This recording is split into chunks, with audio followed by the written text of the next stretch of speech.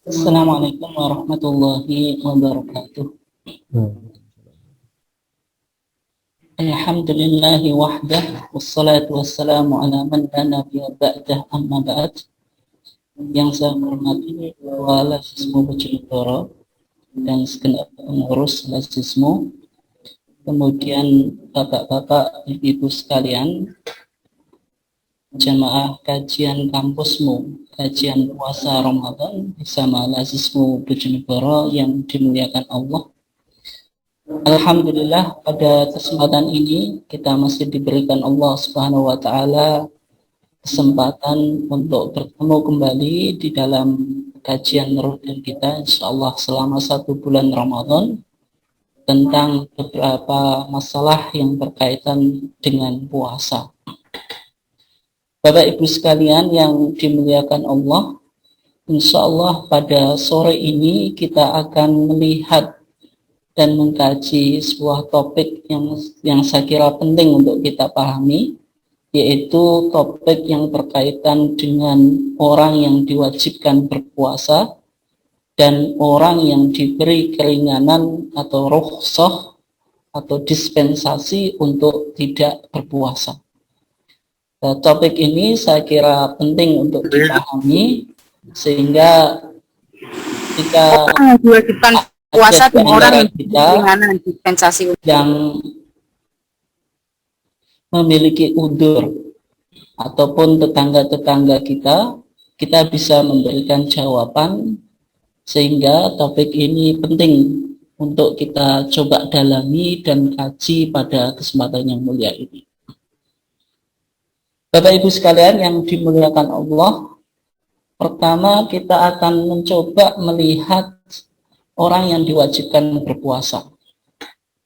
Kalau kita lihat dari firman Allah Subhanahu wa taala, di situ Allah Subhanahu wa taala berfirman, "Ya ayyuhalladzina amanu kutiba alaikumusiyam kama kutiba 'alal ladzina min qablikum la'allakum tattaqun." Maka kalau kita perhatikan di dalam ayat ini ditujukan kepada alladzina amanu, sehingga khitab atau seruan ini ditujukan kepada orang-orang yang beriman. Oleh sebab itu, kalau kita lihat orang yang diwajibkan berpuasa, ya tentu yang pertama adalah seorang muslim. Maka orang yang kafir, lawannya muslim, itu tidak diwajibkan menjalankan syariat Islam. Kemudian yang kedua, puasa yang dalam redaksi ayat itu dikatakan kutiba alaikumusiyam. Kutiba diwajibkan alaikum atas kamu sekalian asyam puasa, itu ditujukan kepada orang mukallaf. Nah, ketika kita bicara tentang mukallaf dalam terminologi fuqaha atau terminologi ahli fikih, yaitu yang disebut mukallaf itu ayyakuna balighan. Yang pertama dia harus balik, sehingga anak kecil itu tidak mendapatkan kewajiban untuk menjalankan ibadah puasa. Karena dalam sebuah hadis yang cukup terkenal itu kan rufi al-qalamu an thalathin. Pena itu diangkat dari 3 kategori orang. Di antaranya anis sobiyyi hatta yahtalima, yaitu dari anak kecil sampai dia balik. Nah, sehingga ketika kita bicara tentang mukallaf itu orang yang dibebani syariat, maka syaratnya harus balik. Kemudian mukallaf itu dia harus akil, orang yang berakal. Sehingga orang yang majnun, orang yang memiliki kecacatan mental itu tidak kena kewajiban syariat, termasuk di dalamnya ibadah puasa. Nah, dalam hadis itu juga diantaranya disebutkan wa anil majnun hatta yufiqa, yaitu dari orang yang gila sampai dia sembuh. Kemudian yang ketiga, orang yang diwajibkan berpuasa itu dia ayakuna sahihan, hendaklah dia sehat secara fisik. Karena orang yang marid, orang yang sakit, nanti kita coba lihat marid itu, orang yang sakit itu ada 2 kategori. yang dibolehkan tidak berpuasa, yaitu sakit yang menyebabkan kesulitan bagi dia untuk menjalankan puasa sehingga mengakibatkan kesembuhannya itu tertunda jika menjalankan ibadah puasa, ataupun yang disebut dalam terminologi fuqaha sebagai maradun musminun, yaitu penyakit yang menaun, orang yang memiliki penyakit menaun sehingga tidak mampu untuk menjalankan puasa. Nah, sehingga ibadah puasa ini diwajibkan bagi orang yang sehat. Kemudian mukim, ayakuna mukiman, orang yang residen atau domisili di sebuah tempat. Maka bagi orang yang dia melakukan perjalanan atau traveling, ya, dia diperbolehkan untuk tidak berpuasa karena Islam itu membawa aspek taisir, kemudian syariat itu tidak membebani, sehingga kondisi safar, yang mana kondisi safar itu kondisi yang kita tidak natural, kita harus berinteraksi dengan banyak fenomena-fenomena yang baru, sehingga kalau orang yang musafir itu diperbolehkan tidak berpuasa. Nah, kemudian yang ketiga yang diwajibkan untuk menjalankan ibadah puasa itu bagi orang wanita itu hendaklah tidak ada mawani. Mawani itu jamak dari mane, penghalang. Adanya penghalang misalnya haid dan nifas, haid atau menstruasi dan nifas. Maka wanita yang sedang haid atau menstruasi itu tidak diwajibkan menjalankan ibadah puasa. Kalau dia menjalankan itu tidak sah karena ini mani, yaitu mencegah, bukan roksoh. Nanti kita coba bedakan apa bedanya mani, penghalang, dengan roksoh. Kalau bagi musafir tidak berpuasa itu roksoh atau dispensasi. Tapi bagi orang yang haid atau menstruasi, ini jamaah ibu-ibu perlu diperhatikan, itu mani atau penghalang.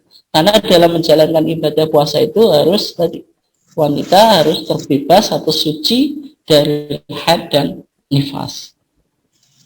Bapak Ibu sekalian yang dimuliakan Allah, coba kita lihat sekarang secara sekilas tentang rukun ibadah puasa. Yang pertama, ibadah puasa itu rukunnya sebagaimana ibadah-ibadah yang lain harus ada niat. Karena niat ini sangat penting dalam konteks semua ibadah, termasuk di dalamnya ibadah puasa. Nah, kalau saya ambil secara ringkas saja dari beberapa dalil yang menunjukkan tentang niat, saya ambil dalil yang langsung berkaitan dengan konteks puasa. Maka di situ di slide itu ada hadis dari An Hafsah anin Nabi sallallahu alaihi wasallam qal ma lam yujmi isyama qabla al-fajri fala siyamalah. Barang siapa yang tidak menetapkan niat puasa qabla al-fajri, sebelum fajar, fala siyamalahu, maka tidak ada puasa baginya. Artinya tidak sah puasanya. Maka dari hadis ini bisa kita pahami, ketika kita ingin menjalankan ibadah puasa, maka yang kita lakukan sebelum fajar itu melakukan ijma'u, pembulatan niat. Ya, kemarin sudah kita bahas, dalam perspektif kita, niat itu tidak perlu ditalafutkan. Sehingga bagi kita tidak perlu mengucapkan nawaitu shauma ghadin dan seterusnya. Nawaitu saya berniat shauma ghadin, puasa besok, dan seterusnya secara talafut. Secara literal diucapkan dengan lisan, itu tidak perlu. Karena niat dalam pandangan kita, ini penting untuk diperhatikan. Ketika kita mendefinisikan niat, maka niat itu amalun qalbiyun makhdun. Amalun qalbiyun makhdun semata. Maksudnya tidak harus dihubungkan dengan lisan. Karena niat aktivitas hati, maka ketika kita sudah ada al-azm, kehendak untuk berpuasa itu sudah cukup. Bapak Ibu sekalian, makan sahur malam meskipun tidak ditalafutkan itu sudah bentuk niat itu. Kemudian yang kedua, Bapak Ibu sekalian yang dimuliakan Allah, dari rukun puasa itu ada al-imsak. Nah, ini sebagaimana yang sering saya sampaikan, ibadah puasa ini satu-satunya ibadah yang sifatnya ibadatan imsakiyatan. Ibadah yang kita lakukan dengan menahan diri dari segala sesuatu yang membatalkan puasa. Sehingga Al-Quran secara khusus juga di ayat ini mengatakan uhilla lakum lailatas siyami rafathu ila nisaikum. Dihalalkan bagi kita pada malam hari untuk melakukan hubungan seksual dengan istri-istri kita. Dan ayat seterusnya mengatakan fal'ana bashiruhunna wabtagu ma kataballahu lakum wa kulu washrabu.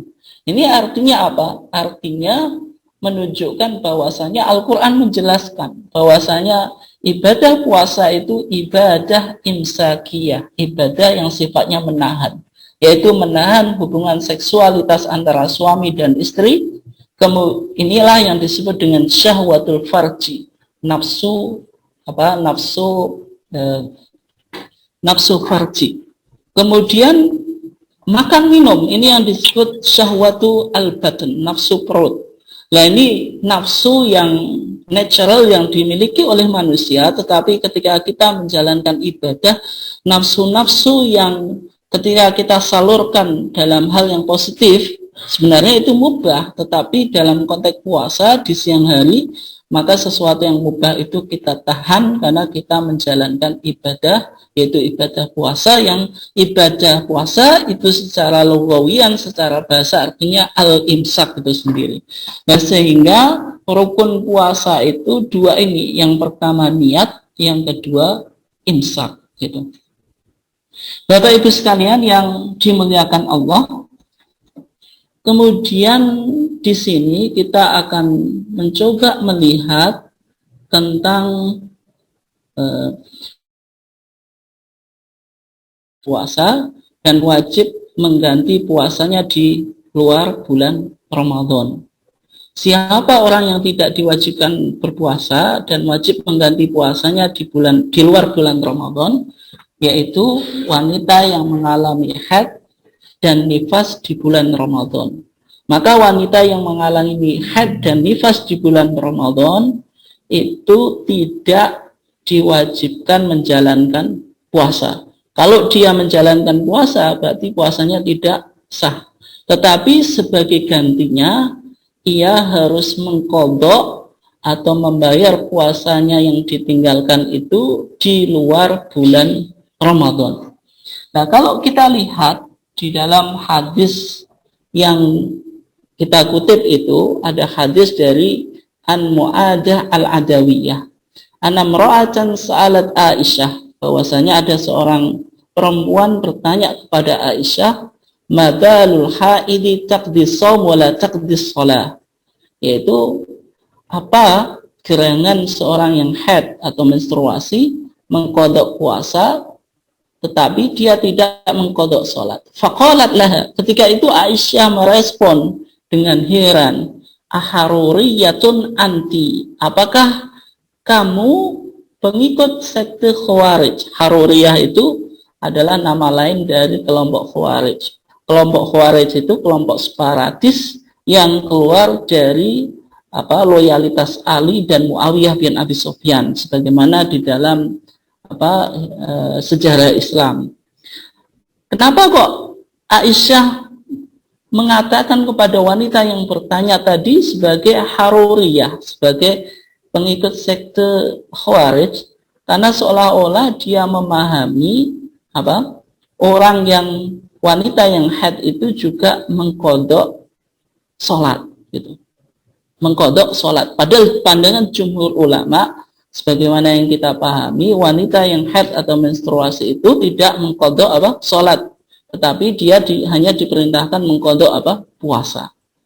Faqalat lastu biharuriyatin walakinni as'al. Wanita tersebut merespon, saya ini bukan haruriyah, saya ini bukan pengikut sekte Khawarij. Akan tetapi walakinni as'al, akan tetapi saya hanya ingin tahu ya Aisyah, bagaimana pandangan Rasulullah sallallahu alaihi wasallam ketika itu. Faqalat, maka Aisyah menjawab, kana yusibuna dzalika ala ahdi Rasulillah sallallahu alaihi wasallam. Kata Aisyah, kami wanita di zaman Rasulullah itu pernah mengalami menstruasi atau mengalami haid. Maka fanu'maru biqada isom, maka kami diperintah untuk mengkodok puasa. Maka kalau kita lihat di dalam hadis ini kan nu'maru, kami diperintah. Jadi hadis yang model disandarkan kepada sahabat ini hadis mauquf, bukan hadis marfu yang langsung dinisbahkan kepada Rasulullah. Tapi bagaimana kita kok berhujjah dengan hadis yang mauquf?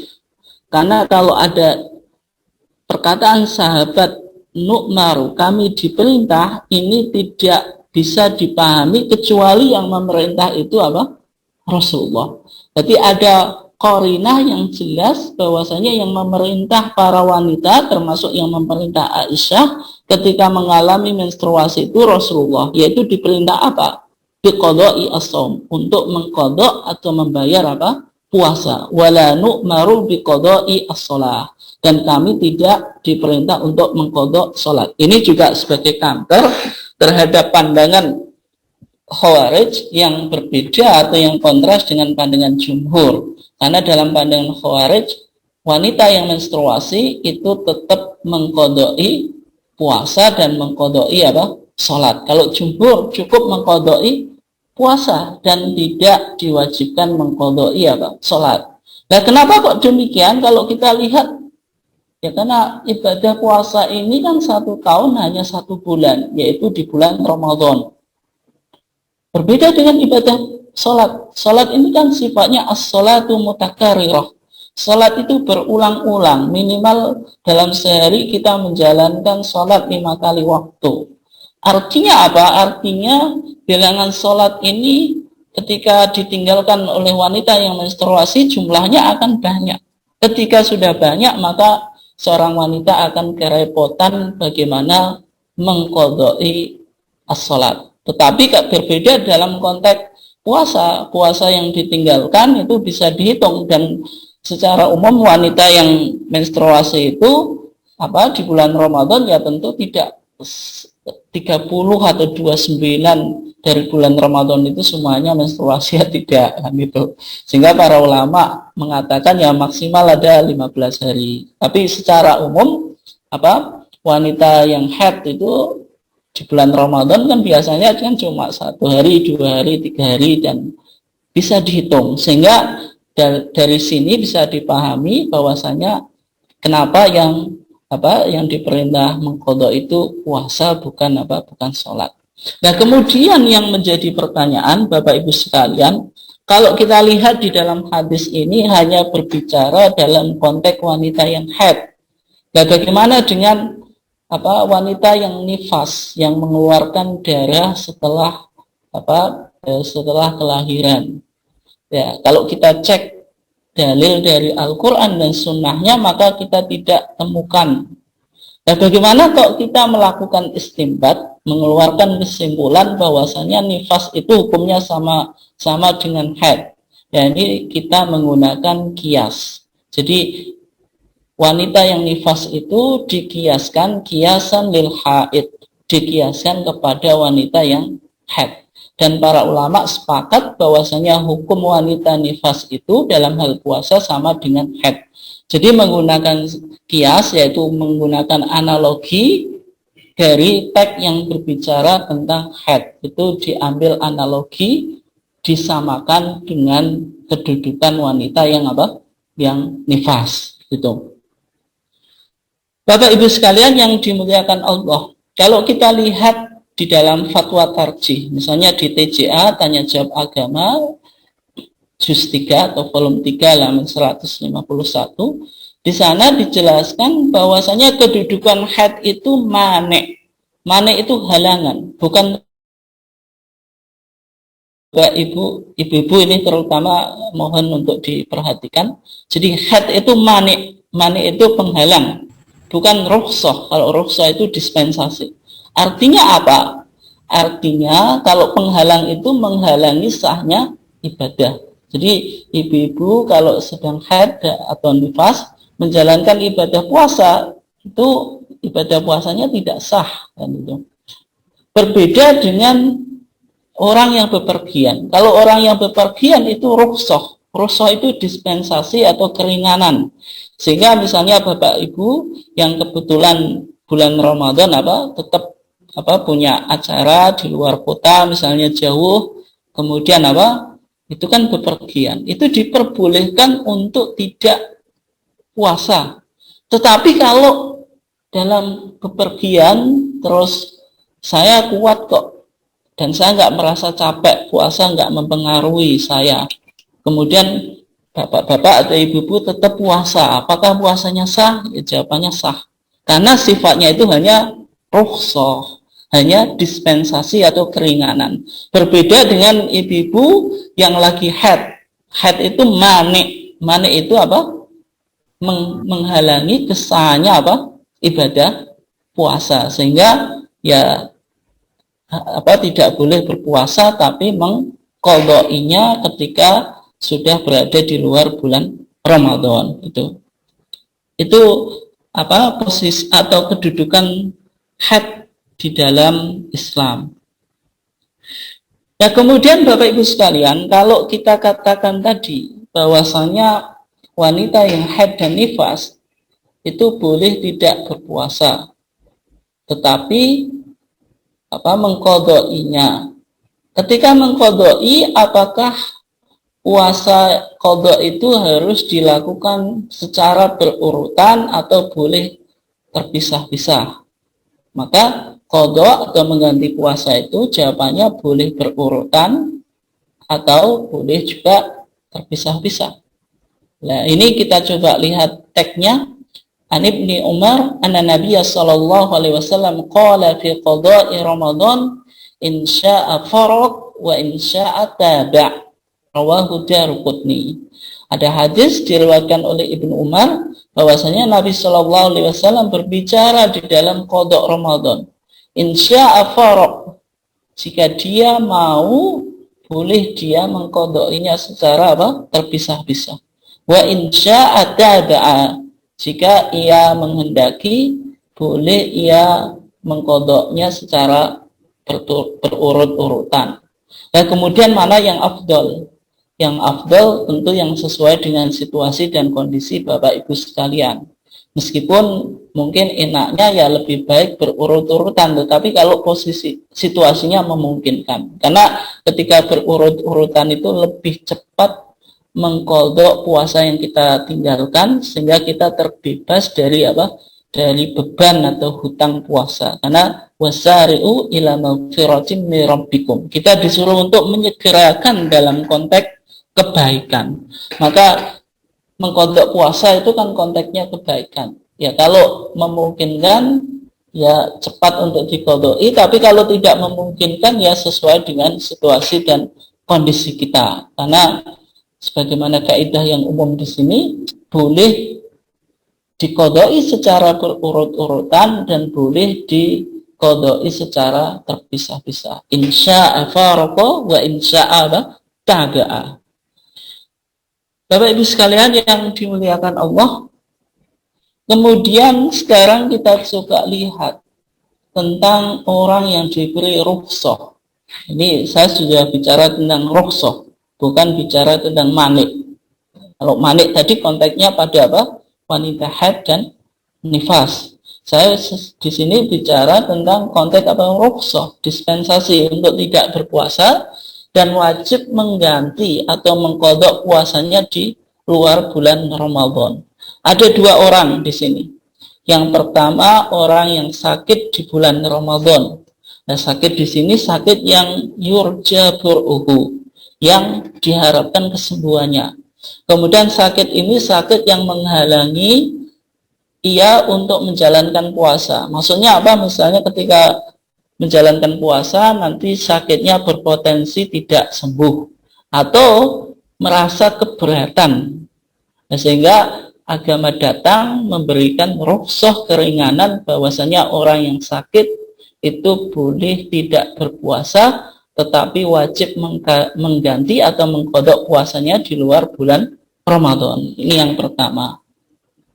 Nah, bagaimana kalau posisi sakit yang ringan? Maksudnya sakit ngeluh atau sakit kepala yang ringan-ringan saja, yaitu ya tentu kita dianjurkan untuk tetap puasa. Di sini maksudnya adalah sakit yang berpotensi menyebabkan kita susah menjalankan puasa dan juga menyebabkan terlambatnya kesembuhan jika kita memaksa untuk berpuasa. Maksudnya itu. Kemudian yang kedua, orang yang sedang bepergian atau musafir. Ini juga diperbolehkan untuk tidak berpuasa. Tentu bepergian yang disebut musafir dalam konteks Islam itu ya bepergian yang jauh. Kalau bepergian yang pendek, yang dekat itu ya tidak disebut musafir kan gitu. Ini maksudnya bepergian yang jauh karena perjalanan itu ada sebuah ungkapan bahwasanya perjalanan itu qit'atun minan nar. Kayak semacam bagian dari api neraka. Maksudnya kenapa? Karena orang yang melakukan perjalanan itu secara psikologi nggak nyaman gitu. Kita berada di tempat yang asing, kemudian fasilitas juga serba kurang, maka di situ Islam datang untuk memberikan kemudahan kita di dalam menjalankan syariat. Nah, ini kalau kita lihat dalilnya apa? Dalilnya di dalam surat Al-Baqarah ayat 144 Allah Subhanahu wa taala mengatakan faman kana minkum maridun aw ala safarin. Barang siapa di antara kamu yang pertama maridun, maksudnya sakit yang berpotensi menyebabkan kesembuhan kita terlambat atau yang menyebabkan ketika kita menjalankan puasa menjadi susah, aw ala safarin atau dalam perjalanan, maka kemudian dia berbuka, maka dikatakan fa'iddatun. Maka ganti bilangan puasa yang ditinggalkannya itu min ayyamin ukhor, dari hari-hari yang lain, yaitu hari-hari di luar bulan Ramadan. Min ayyamin ukhor, dari hari-hari yang lain. Gitu. Dari hari-hari yang lain ini kan tidak dijelaskan harus berurutan atau tidak kan gitu. Tidak dijelaskan, sehingga kembali ke tadi, boleh berurut-urutan dan boleh tidak. Nah, kemudian Bapak Ibu sekalian yang dimuliakan Allah, ada sebuah catatan yang perlu kita perhatikan dalam masa pandemi ini. Di dalam edaran Majelis Tarjih juga Bapak Ibu sekalian sudah maklumat PP sudah menerimanya. Di sana dikatakan ada dua orang yang perlu kita coba lihat di sini. Yang pertama, orang yang kondisi kekebalan tubuhnya tidak baik. Ya, misalnya dia mengalami atau terkena COVID-19 atau pasien COVID-19 atau orang OTG, orang tanpa gejala. Nah, orang semacam ini hukumnya disamakan dengan orang yang sakit, sehingga pasien COVID-19 itu boleh tidak berpuasa karena dia butuh tenaga, butuh stamina, butuh nutrisi supaya dia kembali atau cepat sembuh dari virus COVID-19. Dan sehingga orang yang kena COVID itu ya tadi disamakan dengan orang yang sakit, sehingga boleh berbuka dan menggantinya ketika ia sembuh di luar bulan Ramadan. Nah, kemudian bagaimana dengan tenaga medis yang sedang bertugas menangani COVID-19, yang mana tenaga medis ini harus bekerja secara maksimal dan ekstra untuk memberikan pelayanan kepada pasien COVID-19, dan juga petugas medis ini kan memakai alat pelindung diri itu APD, sehingga untuk bernafas saja kan susah gitu. Nah, kalau dia merasa ketika lagi bertugas menggunakan alat pelindung diri, kemudian merasa susah menjalankan ibadah puasa pandangan Tarjih, dalam pandangan Muhammadiyah, dia dibolehkan untuk tidak berpuasa dan menggantinya di hari lain di bulan Ramadan. Ini dua hal yang berkaitan dengan konteks pandemi sekarang ini yang perlu kita perhatikan. Kemudian Bapak Ibu sekalian yang dimuliakan Allah, sekarang kita coba lihat orang yang boleh meninggalkan puasa dan menggantinya dengan fidyah. Fidyah itu 1 mud, kan sama dengan 0,6 kilogram atau 6 ons atau lebih. Ya, nanti kita coba lihat apakah fidyah itu 1 mud atau boleh lebih, nanti kita coba lihat dan kembangkan gitu. Dari makanan pokok ini likulli yaumin, untuk setiap hari, sehingga redaksi putusan kita itu di kitab Usyam HPT itu kan likulli yaumin mudun, setiap hari itu 1 mud. Nah, ini siapa saja orang yang boleh meninggalkan puasa dan menggantinya dengan membayar fidyah dari makanan pokok itu, yaitu 1 mud atau lebih dari makanan pokok. Siapa saja? Yang pertama adalah orang yang tidak mampu berpuasa, misalnya karena tua atau sebagainya. Misalnya orang yang sudah tua, lanjut usia, sudah ringkih, secara fisik sudah tidak mungkin untuk menjalankan ibadah puasa, maka ia boleh tidak berpuasa, tetapi sebagai gantinya membayar fidyah tadi.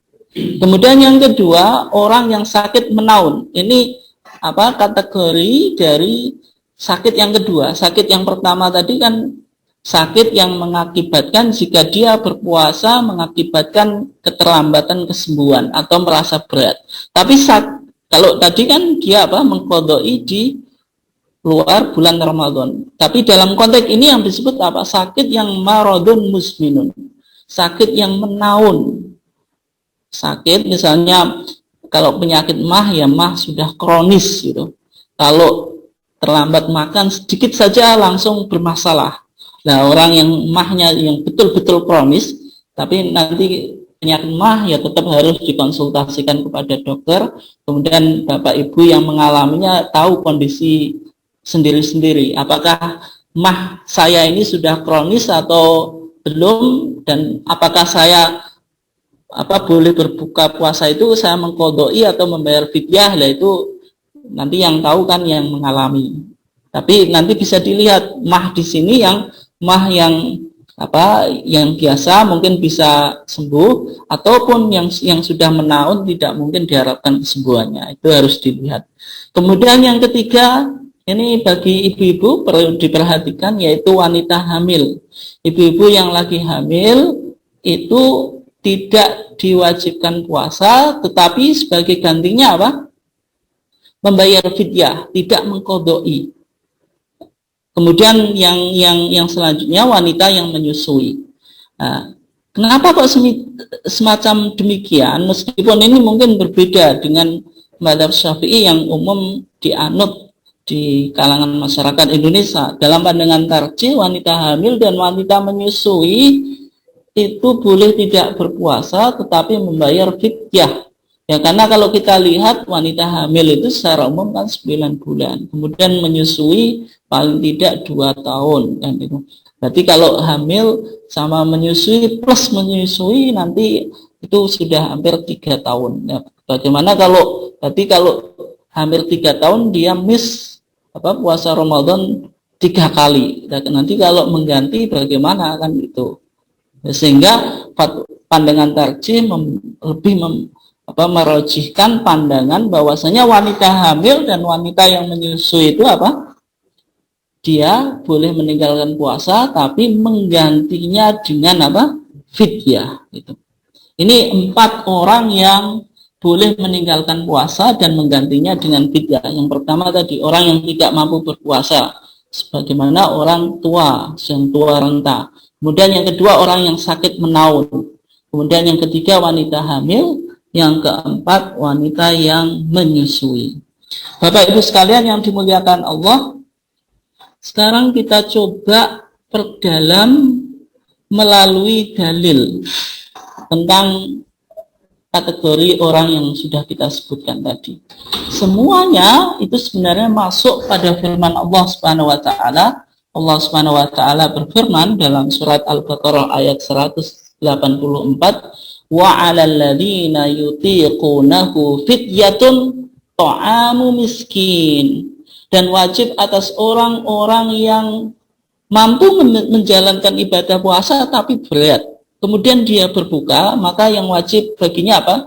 Fidyatun ta'amu miskin, memberikan fidyah berupa makanan orang miskin. Jadi 4 orang yang sudah kita sebutkan itu masuk. Wa 'alal ladzina yutiqunahu fidyatun ta'amu miskin. Ini dalilnya. Kalau kita coba bahas secara detail, yang pertama tentang kasus orang tua renta atau lansia. Ini ada hadis an Atha sami'a Ibnu Abbas yaqra wa 'alal ladzina yutawwaqunahu, ini qiraah yang lain. Ada beberapa qiraah di dalam Al-Qur'an itu, diantaranya qiraah bukan wa 'alal ladzina yutiqunahu, tapi wa 'alal ladzina yutawwaqunahu fidyatun ta'amu miskin. Maka ketika itu Ibnu Abbas ketika membaca ayat ini mengatakan apa? Laisat bimansukhatin. Ayat ini tidak dinasakh. Dinasakh itu dihapus hukumnya. Kemarin sudah kita bahas tentang sejarah atau historitas pensyariatan ibadah puasa. Ya, diantaranya kita sudah bahas tentang ayat ini. Wa 'alal ladzina yutiqunahu fidyatun ta'amu miskin itu. Meskipun pandangan ada yang mengatakan dimansuh. Tapi dalam pandangan Ibnu Abbas, ayat ini tidak dimansuh, tapi berkaitan dengan yang disebutkan di sini. Apa yang disebutkan? Wa asy-syekh al-kabir wal mar'atu al-kabirah. Yaitu seorang laki-laki yang sudah tua renta atau seorang wanita yang sudah tua renta. La yastati'ani ayyasuma. Yang keduanya tidak mampu untuk menjalankan ibadah puasa. Maka yang dilakukan apa? Kata Ibnu Abbas, fayut imani makana kulli yaumin miskinan. Hendaklah keduanya memberikan makan setiap harinya itu seorang miskin. Maksudnya memberikan apa? Fidyah. Nah, kemudian juga Ibnu Abbas mengatakan di dalam hadis yang lain, ketika Ibnu Abbas mengatakan di sana apa? Rukhsah lisyai' al-kabir, untuk apa? Untuk berbuka. Tapi wayut ima an kulli yaumin miskinan. Tetapi dia memberikan makan dari setiap hari apa? Seorang miskin. Kemudian dikatakan wala qadha'a alaih. Ini yang perlu dicatat. Dan tidak ada qadha' atasnya. Ini bagi orang tua yang secara fisik sudah tidak mampu lagi untuk menjalankan ibadah puasa. Jadi cukup memberikan fidyah dan tidak usah mengqadha'i. Nah, bagaimana kok mengqadha'i wong dia tidak mampu. Kemudian yang kedua, Bapak Ibu sekalian yang dimuliakan Allah, kalau kita lihat dalil wanita hamil dan menyusui. Ini ada hadis yang cukup panjang gitu. Yang intinya saya langsung pada poinnya, hadis dari Anas ibn Malik. Bahwasanya Rasulullah Shallallahu Alaihi Wasallam bersabda, Inna Allaha wada'a anil musafiri as-sawma wasyatra as-sholah. Sesungguhnya Allah membebaskan dari orang yang musafir itu as-sawma, puasa. Sehingga orang yang musafir itu tidak menjalankan ibadah puasa. Wasyatra as-sholah, dan setengah sholat. Setengah sholat itu maksudnya apa? Separuh sholat itu maksudnya sholatnya bisa dikosor. Nah, ini. Wa anil hubla wal murdi'i, dan membebaskan, Allah juga membebaskan puasa dari orang yang hamil dan menyusui. Jadi yang kita baca, yang kita diskusikan di sini al-hubla, wanita yang yang hamil, wal murdi'i, dan wanita yang menyusui itu dibebaskan dari menjalankan ibadah puasa. Tetapi membayar. Kalau kita lihat kan redaksinya wadoa. Wadoa itu meletakkan. Berarti sesuatu yang diletakkan itu sesuatu yang dibebaskan. Nah, kemudian juga misalnya apa yang dikatakan oleh Ibnu Abbas kepada ummu waladin lahu hubla, kepada kepada budak yang dia lagi hamil. Kata Ibnu Abbas anti bimangzilatil ladzi la yutiqu. Engkau budak wanita yang lagi hamil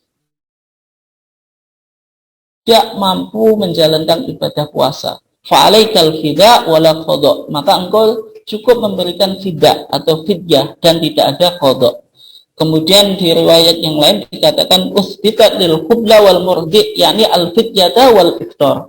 Maksudnya apa? Ditetapkan bagi orang hamil dan menyusui membayar fidyah dan iftar. Dia boleh tidak berpuasa. Ini beberapa dalil atau argumentasi dari pandangan kita. Bahwasanya kita memiliki pandangan wanita hamil dan menyusui itu cukup membayar fidyah.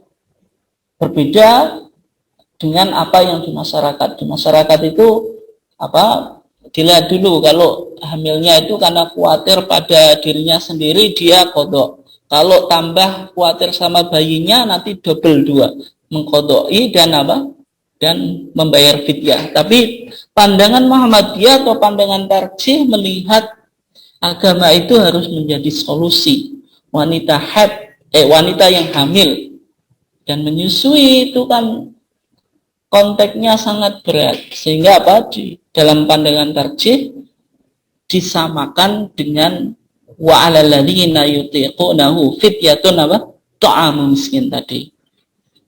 Nah, kemudian Bapak Ibu sekalian yang dimuliakan Allah, ini menarik untuk kita coba telusuri dan pahami tentang cara membayar fidyah. Di sini ada fatwa tarjih.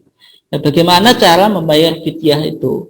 Cara membayar fidyah itu, cara membayarnya bagi mungkin ibu-ibu yang hamil dan menyusui atau wanita orang yang sudah tua dan orang yang sakit menaun tadi, bagaimana cara membayar fidyahnya? Boleh sekaligus, boleh juga diangsur beberapa kali. Sekaligus itu maksudnya apa? Ya misalnya meninggalkan puasa 1 bulan Ramadan itu 30 atau 29. Ya, karena orang 4 tadi kan jelas tidak berpuasa. Boleh tiap hari. Misalnya bagi yang di keluarganya sudah ada keluarga, misalnya nenek atau kakek yang sudah tua renta, tidak sanggup menjalankan ibadah puasa. Misalnya Bapak Ibu membayarkan fidyahnya tiap hari bulan Ramadan, setiap sore. Ini kan berarti hari ini kemudian sore dibagikan berurutan, semacam itu boleh. Ataupun boleh nanti pasca Ramadan saja dibayarkan sekaligus, itu juga boleh. Jadi sangat sangat fleksibel. Intinya yuridullahu bikumul yusra wa la yuridu bikumul usra. Allah menghendaki di dalam kita melakukan agama ini menjalankannya secara al-yusr, mudah. Agama ini mudah, agama ini tidak menjadikan sesuatu itu menjadi usr, menjadi sulit gitu. Bapak Ibu sekalian yang dimuliakan Allah, di sini sebelum kita mengakhiri kajian kita ada beberapa catatan tentang fidyah. Yang pertama, fidyah itu boleh dibayar sekaligus atau diangsur beberapa kali, sebagaimana yang sudah kita bahas tadi. Yang kedua, boleh dibagikan dalam bulan Ramadan tersebut atau di bulan yang lainnya. Tadi saya sudah memberikan gambaran dan contoh. Misalnya Bapak Ibu punya kakek atau nenek yang sudah tua renta tadi. Nah, fidyah untuk kakek dan nenek ini bisa tiap hari dari bulan Ramadan. Misalnya tiap sore dikasihkan orang miskin, itu boleh setiap hari. Ataupun misalnya ditunggu saja nanti pasca Ramadan baru dibayarkan fidyahnya. Itu boleh dibayarkan sekaligus. Kemudian yang selanjutnya, fidyah itu diperuntukkan untuk orang miskin.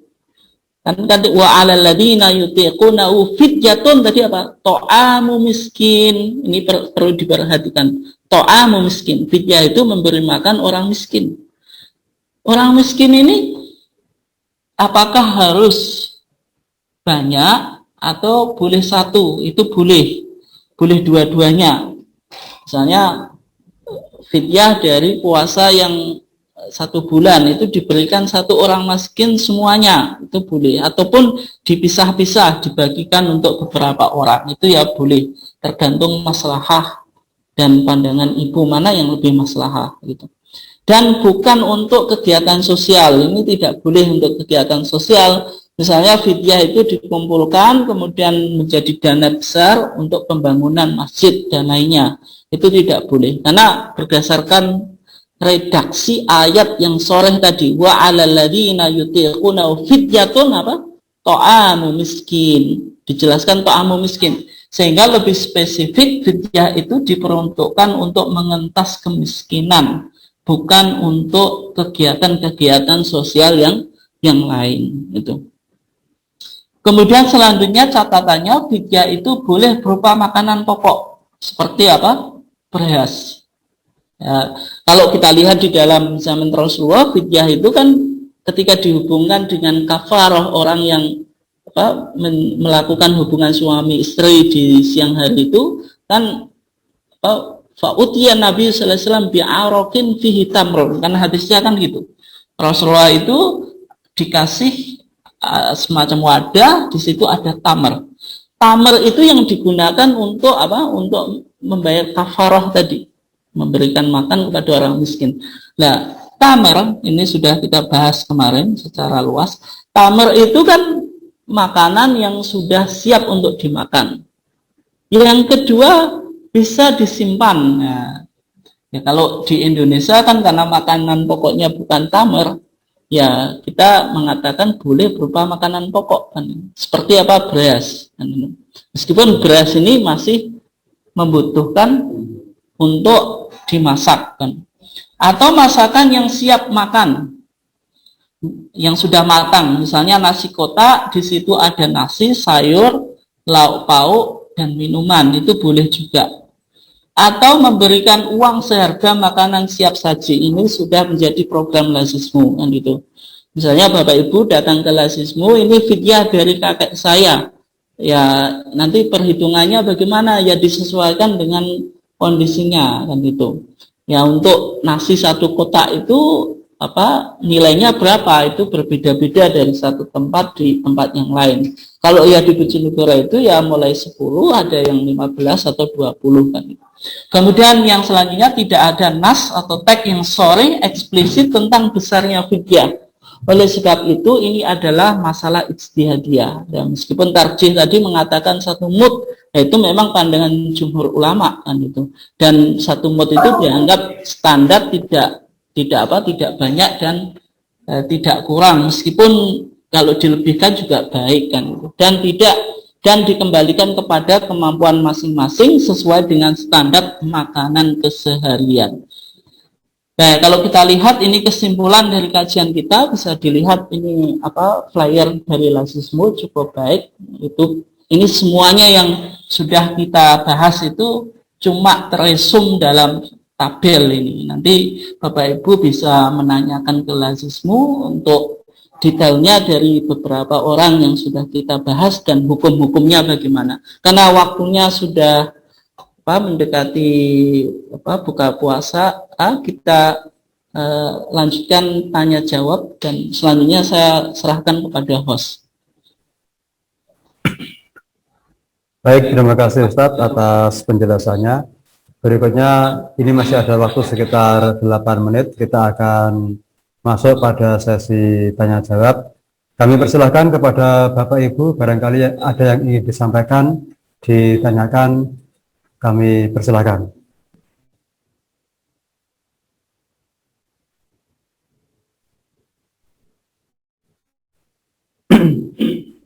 Silakan diaktifkan terlebih dahulu untuk speakernya, mic-nya.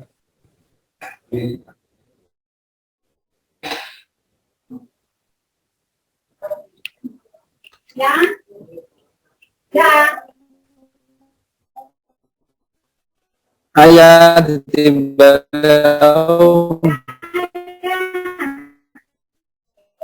Monggo barangkali ada yang ditanyakan terkait dengan pembahasan kita pada sore hari ini.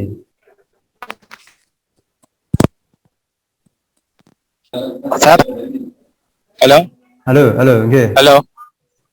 Tanya, Tat. Fidyah itu 1 kali makan atau 3 kali makan? Terima kasih. Ya, baik. Terima kasih ya. Monggo silakan Ustadz. Untuk fidyah itu 1 kali makan atau 3 kali makan? Terima kasih atas pertanyaan. Terima kasih atas pertanyaannya tadi. Ya, kalau kita lihat fidyah atau 3 kali makan. Kalau kita lihat dalam ayatnya tadi, wa 'alal ladzina yutiqunahu fidyatun ta'amu miskin. Atas orang-orang yang tidak sanggup menjalankan ibadah puasa, berat menjalankan ibadah puasa apa? Fidyatun, memberikan fidyah apa? Ta'amu miskin, memberikan makanan satu orang miskin. Maka to'amu miskin itu tidak dijelaskan apakah harus 3 kali atau cukup sekali. Ya, sehingga dalam pandangan ulama ya cukup memberikan makan sekali itu saja kan itu. Nah, kalau kita lihat tadi memberikan makan itu besarnya berapa? Ini kembali pada wilayah ijtihadiyah. Meskipun kalau kita melihat putusan Tarjih yang di Medan itu tahun 1939 di kitab Siam kita itu dalam HPT dijelaskan likulli yaumin mudun, setiap hari itu 1 mud, karena dianggap 1 mud atau 6 ons itu standar yang umum, yaitu tidak terlalu sedikit dan juga pas gitu. Itu dan juga pandangan jumhur ulama. Kalau berupa beras. Tetapi beras ini kan juga dilihat tadi konteksnya mana yang lebih maslahah kan gitu. Karena ketika kita memberikan fidyah berupa beras di daerah-daerah tertentu ternyata yang diinginkan misalnya makanan yang sudah siap saji. Itu kan tergantung kepada siapa kita memberikan fidyah itu dilihat. Orang yang saya mau kasih fidyah itu dia butuhnya makanan yang langsung dimakan atau berupa makanan pokok sehingga bisa disimpan tadi berupa beras. Nah itu kembali kepada kajian kita atau bagaimana kita menilainya mana yang lebih maslahat. Ya kalau misalnya konsekuensinya kalau berupa makanan yang sudah siap makan, misalnya nasi kotak, itu kan ya berarti nggak mungkin dikasih nasinya, karena kalau di Indonesia nasi saja tanpa lauk ya sama saja. Makanya harus ada nasi, kemudian lauk pauk, kemudian sayur, kemudian minuman. Dan berapa nilainya? Ini dikembalikan kepada kemampuan kita dan setiap orang berbeda-beda. Dan sehingga para ulama memberikan solusi diukur sesuai apa yang kita makan setiap hari. Nah ini kondisi orang macam-macam. Sehingga fidyah kalau sudah diberupakan uang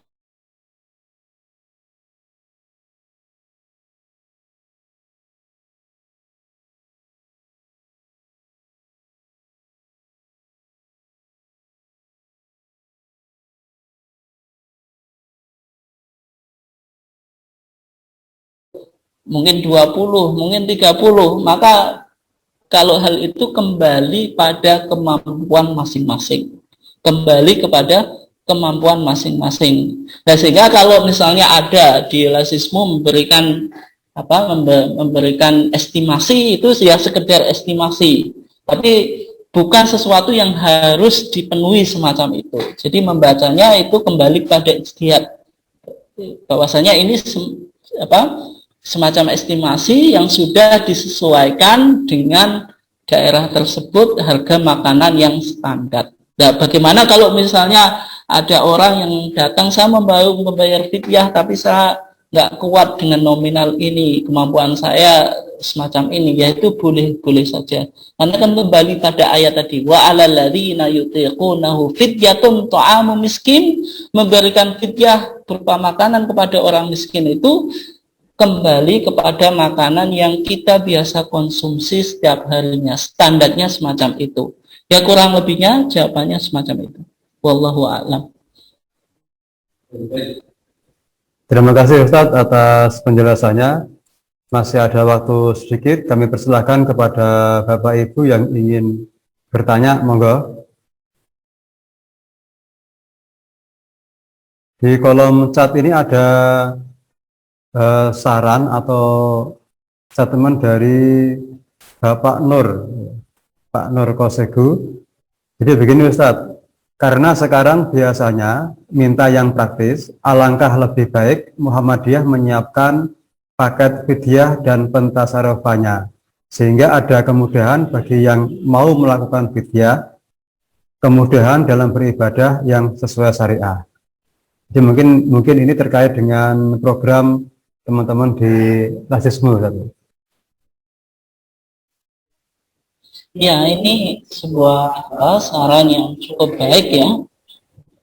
Cukup baik. Ya, intinya fidyah tadi ya cuma memberi makan kepada orang miskin. Adapun bagaimana kita mengformat atau membuat fidyah yang lebih bagus, nanti Lazismu sudah memiliki beberapa program. Di antaranya kan tadi orang yang bayar fidyah itu bisa dikonversi dengan uang, sehingga tidak perlu datang ke Lazismu kemudian membawa makanan, misalnya beras ataupun makanan beli nasi kotak, kemudian Lazismu suruh membagikan, kan enggak semacam itu.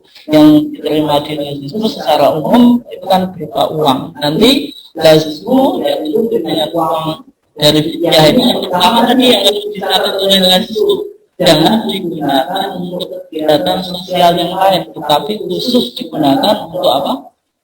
Orang miskin. Nah, bagaimana paket tasarrufan modelnya, yaitu kembali kepada istihad Lazismu, dan Lazismu harus membuat inovasi, kreasi bagaimana memudahkan dalam memberikan fidyah tadi berupa paket-paket tertentu yang masuk di dalam program Lazismu itu. Ya, baik, terima kasih Ustadz atas penjelasannya. Jadi pada sore hari ini tinggal 1 atau 2 menit lagi kita akan masuk pada saat berbuka puasa, sehingga mungkin saya kira cukup untuk kajian kita pada hari ini, dan insya Allah besok akan kita mulai kembali pada pukul 16.15. Demikian Bapak Ibu, terima kasih atas kehadiran pada forum kajian pada sore hari ini. Kita akhiri dengan bacaan hamdalah. Alhamdulillahirabbil alamin. Billahi taufiq wal hidayah. Wassalamualaikum warahmatullahi wabarakatuh.